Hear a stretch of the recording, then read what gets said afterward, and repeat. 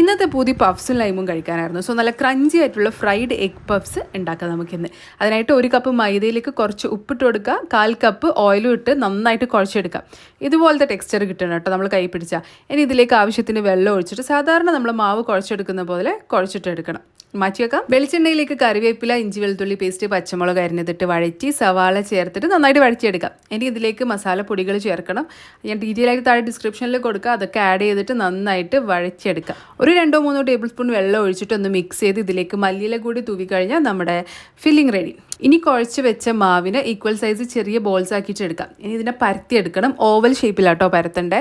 നല്ല തിന്നായിട്ട് പരത്താൻ ശ്രദ്ധിക്കുക, അധികം തടി പാടില്ല. ഇനി നടുക്ക് നമ്മുടെ ഫില്ലിങ് കുറച്ച് വെച്ച് കൊടുക്കുക. ഒരു മുട്ടനെ 4 പീസാക്കി മുറിച്ചിട്ടാണ് ഞാൻ വെച്ച് കൊടുക്കുന്നത്.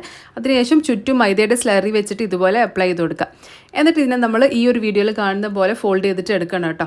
ലാസ്റ്റത്തെ ഫോൾഡ് നമ്മൾ ബാക്കിലോട്ടാണ് ചെയ്യുന്നത്, അല്ലെങ്കിൽ ഭയങ്കരമായിട്ട് തടിയൊന്നും ഉള്ളൊക്കെ വേവാണ്ട് നിൽക്കും കേട്ടോ. ഇനി ഇത് ഫ്രൈ ചെയ്യുമ്പം ലോ ടു മീഡിയം ഫ്ലെയിമിലിട്ടിട്ട് ഫ്രൈ ചെയ്തിട്ട് എടുക്കണം. ഒരുപാട് ഹൈ ഫ്ലെയിമിൽ വെച്ച് കഴിഞ്ഞാൽ ഉള്ളൊന്നും വേവത്തില്ല. സോ അത് ശ്രദ്ധിക്കുക. അപ്പോൾ നമ്മുടെ ക്രഞ്ചി ആയിട്ടുള്ള എഗ് പഫ്സ് ഇവിടെ റെഡിയായി, ഫ്രൈഡ് എഗ് പഫ്സ്. ഇത് നിങ്ങൾ വീട്ടിൽ ട്രൈ ചെയ്ത് നോക്കുക, എന്നിട്ട് ഫീഡ്ബാക്ക് അറിയിക്കുക. I will see you with another video. By.